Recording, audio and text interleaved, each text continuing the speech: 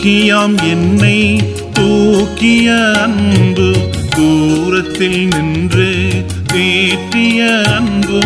துரோகியாம் என்னை தூக்கிய அன்பு, தூரத்தில் நின்று தேற்றிய அன்பு. அன்புக்கு அளவேதையா, அன்புக்கு அளவேதையா, அன்புக்கு அளவேதையா, அன்புக்கு அளவேதையா. கர்த்தருக்குள் அன்பானவர்களே, அனுதினமும் கிறிஸ்துவுடன் தியான வேளைக்கு உங்களை அன்புடன் அழைக்கிறோம். இன்றைய தியானத்திற்கான வேத வாசிப்பு யோவான் 13ஆம் அதிகாரம் வசனங்கள் 1 முதல் 15 வரை. தியானத்தின் தலைப்பு, மாதிரியாயிருங்கள். நான் உங்களுக்கு செய்தது போல நீங்களும் செய்யும்படி உங்களுக்கு மாதிரியை காண்பித்தேன்.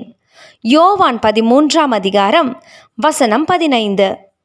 ஒரு பொருளை விற்பனை செய்வதற்காக அதை நமது உபயோகத்திற்கு ஏற்ற விதத்தில் கவர்ச்சிகரமாக தயார் செய்து அதை ஒரு மாதிரி பாக்கெட்டாக இலவசமாக கொடுப்பதுண்டு. அதை உபயோகித்து பார்த்தவர்கள் உடனே விலை கொடுத்து அப்பொருட்களை வாங்குவார்கள்.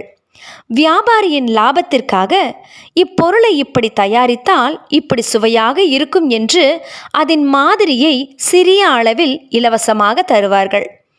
அவ்வளவே. ஆனால் இங்கே இயேசு காட்டிய மாதிரியோ தமது சுய நோக்கிற்காகவோ லாபம் ஈட்டுவதற்காகவோ அல்ல, மாறாக தமது பிள்ளைகள் தம்மை பின்பற்றுவதற்காகவும் நாம் அவருடைய சீஷராய் அவரை நாம் பிரதிபலிக்க வேண்டும் என்பதற்காகவும் ஆகும். இயேசு உலகில் வாழ்ந்திருந்த போது பல போதனைகளை செய்தார். சத்தியத்தை சத்தியமாய் உரைத்தார். ஆனால் இங்கே ஒரு காரியத்தை தாமே செய்து காட்டுகிறார். நான் உங்களுக்கு செய்தது போல நீங்களும் செய்யும்படி உங்களுக்கு மாதிரியை காண்பித்தேன் என்கிறார். அது என்ன மாதிரி?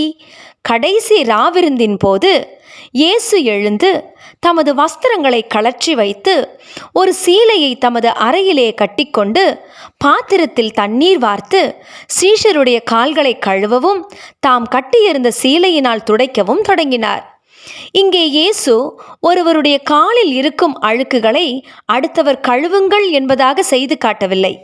மாறாக ஒரு அடிமையைப் போல இயேசு செய்த செயலானது ஒருவருக்கொருவர் பணிவிடை செய்யும் தாழ்மையின் மனநிலை, ஒருவரையொருவர் அன்பு செய்தல், நான் பெரியவன் நீ சிறியவன் என்ற வேறுபாடற்ற நிலை, இவற்றையே மாதிரியாக எடுத்து காட்டினார். சில சபைகளில் பெரிய வியாழன் அன்று கால்களை கழுவும் பழக்கம் உண்டு. ஆனால் இதை செய்கின்ற ஒவ்வொருவரும் என்ன மனநிலையில் இதை செய்கிறார்கள் என்பதுதான் கேள்வி. குருவானவர் சொல்லிவிட்டாரே என்று செய்கிறார்களா, அல்லது சத்தியத்தை உணர்ந்தவர்களாய் தாழ்மையோடும் அன்போடும் உணர்ந்து செய்கிறார்களா? ஒரு தாயார் தான் பங்கு கொள்ளும் சபையில் ஒவ்வொரு திருவிருந்துக்கு முன்பும் கால் கழுவும் ஒழுங்கு இருப்பதால் சபையினர் ஆலயத்தில் வந்து அமரும்போதே யாருக்கு பக்கத்தில் இருப்பது என்று பார்த்து பார்த்து இருப்பார்கள் என்று என்னுடன் பகிர்ந்து கொண்டார்கள். இது இயேசு காட்டிய மாதிரி அல்ல. இயேசு நமக்கு காண்பித்தது போல அவரது சிந்தையை நாமும் தரித்தவர்களாய் அவருக்கு சாட்சிகளாக அவர் காட்டிய அன்பின் தாழ்மையின் மாதிரியை நமது வாழ்விலும் காட்ட வேண்டாமா? ஜெபம் செய்வோமா? அன்பின் தேவனே, கிறிஸ்து காட்டிய தாழ்மையின் மாதிரியை என் வாழ்வில் நடைமுறைப்படுத்தவும் கிறிஸ்துவின் சிந்தையை தரித்து கொள்ளவும் கிருபை தாரும். ஆமென்.